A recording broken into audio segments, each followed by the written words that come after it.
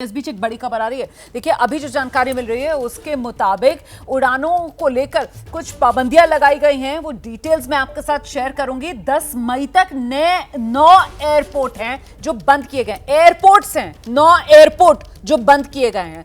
10 मई तक ये जानकारी मिल रही है। इसमें जम्मू, श्रीनगर, लेह एयरपोर्ट बंद किए गए हैं। ये बड़ी खबर है जो सामने आ रही है। ऑपरेशन सिंदूर के बाद ये बड़ा फैसला लिया गया है।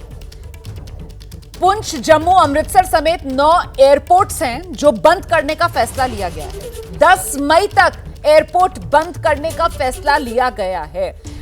ये बड़ा फैसला है जो भारत की तरफ से लिया गया है। ये 9 एयरपोर्ट्स 10 मई तक जो बंद करने का फैसला लिया गया है। ये जम्मू एयरपोर्ट है, इसमें श्रीनगर एयरपोर्ट है, इसमें लेह एयरपोर्ट है, इसमें मतलब एक तरीके से वो बॉर्डर के नजदीक जो एयरपोर्ट है। एयर कॉमोडोर बता पाएंगे हमें इसका महत्व क्या है? सर, ये एक एहतियाती कदम है जो यहाँ पर उठाया जा रहा है। वो चीज़ें बताता हूँ। पहले जो ये स्ट्राइक की हम बात कर रहे हैं, मैं एयरफोर्स में जब सर्विंग था जी, तो हमारी एक वेस्टर्न कमांड है, उसमें एक पोस्ट होती है एयर 1, तो मैं एयर 1 रह चुका हूँ। जो ये पूरी स्ट्राइक प्लानिंग करता हूँ, ये जो आतंकी अड्डे जो हैं इनको हम पिछले 15-20 साल से ट्रैक कर रहे हैं। इनका अपडेट होता रहता है और कभी ज़रूरत पड़े तो हम उसका ट्रैक, इसलिए हम ऑलरेडी प्रिपेयर थे।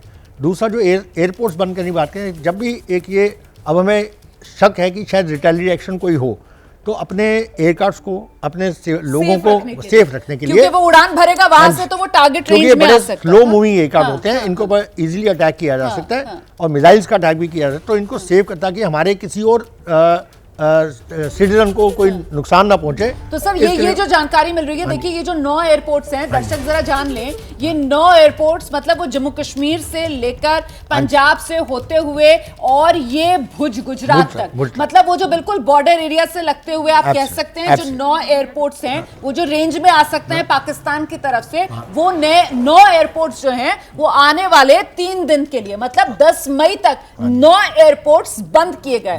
इन 9 एयरपोर्ट्स पर ना कोई फ्लाइट लैंड करेगी, ना ही कोई फ्लाइट उड़ान भरेगी। देखिए, इसमें जो है एक चीज मैं ऐड कर दूं, इसमें सिर्फ इस समय मिलिट्री एयरक्राफ्ट ऑपरेट कर सकते हैं। लेकिन क्योंकि देखिए हमारा तो काम ही यही है, देश की रक्षा करना, उसकी जानना। लेकिन जो हमारे सिविल मूवमेंट है उसके लिए ये बंद किया गया है, तो कोई सिविल एयरक्राफ्ट नहीं जाएगा। लेकिन हमारे जो एयरफोर्स के एयरक्राफ्ट हैं, सर एयरपोर्ट बंद किया जाता है तो ऑटोमेटिकली इस तरीके के सिचुएशन में उसको जो सेना है वो टेक ओवर कर लेती है। बिल्कुल, सेना टेक ओवर कर लेती है। और दूसरा क्या होता है, मैं एक और चीज बताना चाहता हूं, अगर हमें मान लीजिए हमारी अपनी आर्मी को मूव करना है, तो हमारे जो हैवी एयरक्राफ्ट्स हैं उनकी प्रायोरिटी के लिए, उनको लैंडिंग के लिए, उनका असेंबली के लिए, तैयारी के लिए, हमारी प्रिपेयर्डनेस के लिए भी उनको एक तरीके से स्टैंड बाय पर रख दिया गया है। तो ये एयरपोर्ट अब फुल्ली अवेलेबल है मिलिट्री एविएशन के लिए, जिसमें हमारी आर्मी मूव कर सकती है, हमारी एयरफोर्स मूव कर सकती है, और कोई भी हमारा लॉन्च हम उसको यूज करते हैं। इसलिए क्योंकि अगर कोई ऐसी टकराव होता है तो ताकि हमारे किसी सिटीजन को ना नुकसान पहुंचे, इसलिए सिविलियन एयरक्राफ्ट बन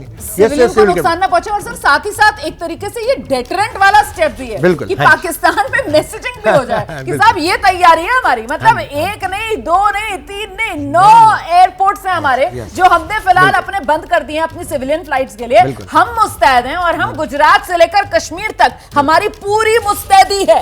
कहीं से भी अगर कोई गुस्ताखी होती है तो लो, हम तैयार, हमारी प्रिपेयर्डनेस पूरी।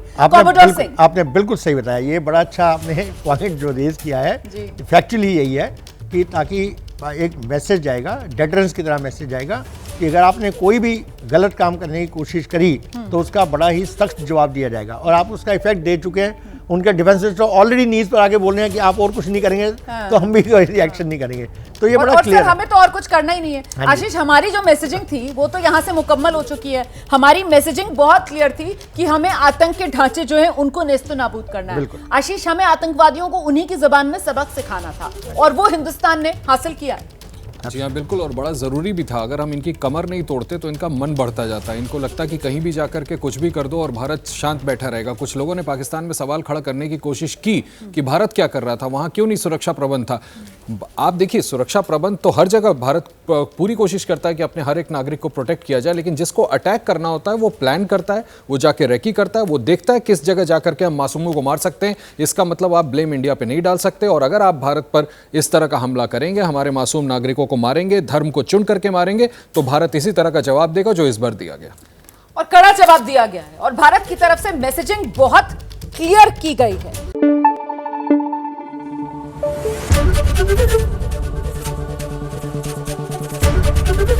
एबीपी न्यूज आपको रखे आगे।